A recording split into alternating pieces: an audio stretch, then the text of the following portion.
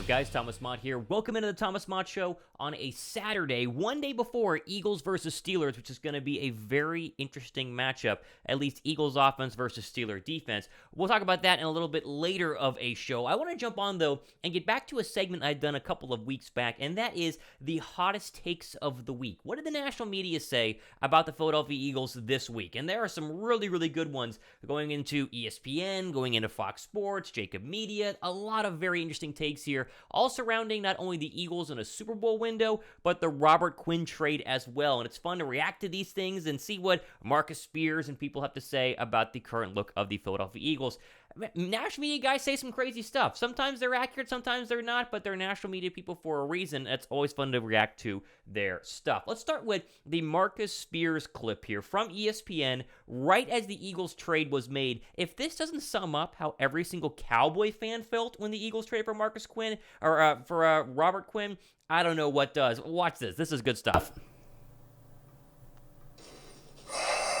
How did they do this, Swagoo? I thought the Eagles looked like they were loaded already. Bro, Howie Roseman got to be the damn executive of the decade. You hear me? Like, I don't understand it, man. How you get better. He did everything you needed to do this offseason. He got A.J. Brown and kept draft picks. Yeah. And now you go get one of the better pass rushers, Robert Quinn, who a lot of people don't really talk about because of the team he's been on. And you add him to the Eagles, man, who already is an elite team. We're trending towards being the favorite for the NFC representative in the Super Bowl. Trending towards? Are you sure there, Swagoo? Trending towards? They are the favorite. And listen, there are a lot of Eagle fans right now who are still trying to be a little bit suppressed on the Super Bowl hype. And I know anything can happen. You can lose in the first round. But he's right here. I mean, they are well, he's wrong about this, but he's right in the fact to say that the Eagles are elite now and they are the favorite in the Super Bowl. And he gives credit to Howie Roseman. You got to give credit where credit is due. Howie Roseman 2 years ago, I mean, people wanted him fired. I was criticizing him on my Twitter account at Real Thomas Mott, and yet he has had the GM offseason of a lifetime. This has been one of the best, I've said this many times this week, this has been one of the best years that a GM has ever had, and the Quinn trade it's massive. It's huge. I mean, what do you want me to say? It is absolutely huge, and it's just fun to see Swagoo's reaction there as he, is a Cowboy because he's a Dallas Cowboy. He's a Cowboy fan, and he understands the significance of this move to put Philly that much further ahead. They already are ahead, but that much further ahead than the Dallas Cowboys. Now, this take from Jacob Media, this is a good show here with Jody Mack and Barrett Brooks, but this take from Jacob Media's Barrett Brooks on the situation that Quinn will enter into as a pass rusher for the Eagles, I'm going to push back on a little bit. We'll play it, but I'm going to push back on it here in just a second. I tell you what, this is I equate this to a Chris Long type of situation that we had back in 2017. He was able to go in on pass rushing downs, a pass rushing specialist, and really make some hay rushing the passer. You look at the Minnesota game, NFC Championship game. He was effective. He went out there and influenced the pick that led to a touchdown. He was a guy that he can mix it up, and put a lot of pressure on quarterbacks. I kind of see the same thing with Quinn. Even though Quinn's a little older, Quinn can still rush the passer. You talk about what player is he? Is he the player from 2 years ago when he had 18 and a half sacks, or is it a year ago, or is it the player we saw this year when he only had one sack? I think there's more so two factors that come with that. He had one of the best Khalil Mack type.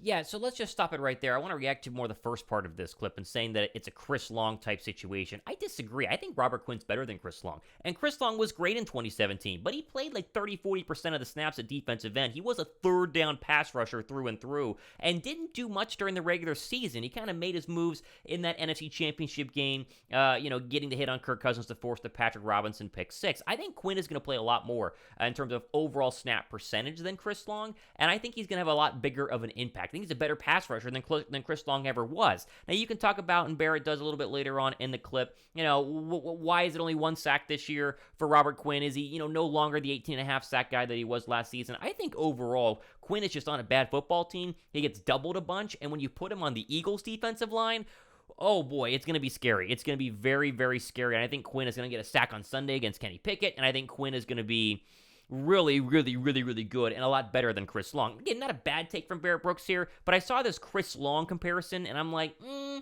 I think Quinn's going to be more effective than BG is this year. And I love BG. I get criticized on that one. Maybe that's a hot take, but I think he's going to be massive, and that's really good news for the Eagles. Colin Cowherd, he had a very hot take on Philadelphia here in just 1 second. First, though, quick shout out to DraftKings and my DraftKings link for the Battle of PA, Eagles versus Steelers. Jump in on this great promo here on the TFM website. The link will be down below me in the description box. If you're in a legal betting state and are of age, you can bet $5 on the Eagles money line. Get $200 if the Eagles win. This is a crazy good deal from DraftKings here. You sign up by clicking the link. Again, it's on your screen down below in the description box. Select sign me up. Register and deposit just $5+. Place a $5+ money line bet on the Eagles versus the Steelers. Get $200 back if you pick the winner. That's $200 in addition to your winnings. A great deal with DraftKings right now. Jump in on this promo. I'll be down below in the description box. All right, Colin Cowherd was reacting on air to the Robert Quinn trade, and he talks about a Super Bowl window with Philadelphia. Listen to this. I got 5 teams in my Super Bowl bubble and a handful of teams on the edge, and I don't really think those teams on the edge have much of a chance to win a Super Bowl. I think the Bills, the Chiefs, the Eagles, the Bengals, and the Niners just have to get healthy. They're really, really good, better now with McCaffrey. Then I think the Vikings, but there's the Kirk Cousins factor, shrinks in big games. Dallas, we don't love the coach, and that story is all defense, very little offense. Tampa can't run the ball at all. Worst in the league. O-line issues. Asking Tom to throw 45 times. I don't think it's a Super Bowl team. And then Baltimore, I'll watch them for the next 3 or 4 or 5 weeks. They keep losing games with big leads. It's become a trend. They keep losing games to teams they're better than. But I like Baltimore a lot. And so I think Philadelphia looks at it and says, and this is the way the Niners looked at it. This is the way the Rams looked at OBJ. Can OBJ make a play in a big game if it's close? And OBJ did. He was on his way potentially to be in the Super Bowl MVP against the Bengals. And that's how, by the way, that's how they look at McCaffrey. They're not giving McCaffrey 25 carries, 8 to 9 touches. Red zone specialist. Can he take away some of the runs for Deebo Samuel and keep Deebo mostly in the passing game? The answer is yes. When you're close, go for it. And that's right. When you're close, go for it. Now, his Super Bowl window teams are kind of funny. You got to put the Vikings in there because they are pretty darn good, minus, of course, some corner issues and some quarterback issues. Dallas being close to that window, to me, is very laughable. The Bucks after last night, this is from 2 days ago, but the Bucks, from last night are clearly no longer in a Super Bowl window. But if you look at these teams, I mean, he literally tells you, right? There's one NFC team in a Super Bowl window, and I guess you make it 2 with San Francisco, but the Niners have... they're injured a bunch. They have a lot of serious injuries in the secondary. The secondary is not going to get healthier overall the rest of the year. Philadelphia did look at the Robert Quinn situation. They said, we can make it to the NFC Championship game. And once you get the NFC Championship game, you win that game and you're 1 game away. So fun stuff there. It's fun to see what Colin Cowherd, Uncle Colin, had to say about the Eagles. He's been very kind of borderline, but he finally put them into his Super Bowl bubble. You can go back from a show a couple weeks ago to show he's not buying in on Philadelphia. It's good to see that he finally is. Final one here, our 5 favorite show, Speak for Yourself, to talk about in terms of hottest takes of the week. These guys are always anti-Eagles minus shady. Listen to this take, though, as people are starting to kind of buy into Philadelphia. Fun to see. Packer, Niners. So it is much closer than anybody would want to make you think, but I'm going to make you think. Are the Niners the most dangerous team in the NFC? No.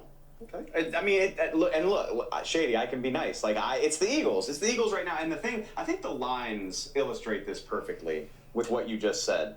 Nick Bosa, Trent Williams. You look at the Eagles and Niners lines, offensive and defensive, those are probably the 2 best players, right? What about the other 8? What about the other 4 guys on the line on offense? What about the other guys, 7 guys that rotate in on defense? Because I know the Eagles have Hargrave, Javon Hargrave, Fletcher Cox, the big dog, Brandon Graham, Jordan Davis, Lane Johnson's over at right. It's nice to see David Hellman finally, Cowboys insider, by the way, finally acknowledge that the Eagles are much better. This is pre-Robert Quinn draft trade as well. He took him a while. I mean, it's funny. It takes these guys a while, but he's right. This is a very good point here in terms of the fact that, you can talk about Nick Bosa. You can talk about, Micah Parsons, but who else do these teams have? Right? Philadelphia now has a loaded defensive line and a loaded offensive line, the best cornerback tandem in the National Football League, opportunistic safety C.J. Gardner-Johnson. They have fantastic weapons on the outside. It's good to see. It finally is good to see these people start to, at least buy into Philadelphia a little bit more than it has been the past couple of weeks, as we've shown you here on the Thomas Mott Show. All right, let's go ahead and wrap up the Thomas Mott Show quickly here by looking at our slate of games tomorrow, our national story of the day. We always talk NFL here as a general rule regarding the National Football League, not just the Philadelphia Eagles. Here are the games that matter in terms of Sunday. Falcons-Panthers does matter because the winner is ahead of the NFC South. And this is crazy because Atlanta and Carolina are both terrible. I mean, Atlanta's not too bad, but Falcons win this one. They're 4-4, and they could be a team you face in the divisional round if you're the Eagles hosting a game. A lot of people are saying the Bears are going to steal this Cowboys game. I don't know if they're going to. You'd like them to. I think Dallas' defense is too strong. I think that this win by the Bears last week was not that impressive. Maybe you take the Bears plus 10 if you want to bet, but overall, unfortunately, the Cowboys probably win that one. Big Lion fans, as always, because they need to win. Can they do it against the Dolphins? Who knows? You root for the Cardinals in this Viking game because the Vikings are the one team that's kind of pushing up against that one seed with Philadelphia. They'll slip up here. The Vikings could overtake them despite the Eagles having the tiebreaker. That's a big one to go ahead and keep an eye on. And then, of course, Raiders-Saints. Root for the Raiders. Eagles-Steelers. Obviously, we know where we're going there. Big Colts fans. And I would go Rams over Niners because people think that the Niners are going to go ahead and start to win games eventually. I would go big Rams here, big Seahawks here, and big Bills here to kind of continue to help the Eagles out overall with their playoff seeding situation. There you go. That's it for a Saturday edition of the Thomas Mott Show. We'll get to plenty more tomorrow. I'm Thomas Mott. This is the Thomas Mott Show.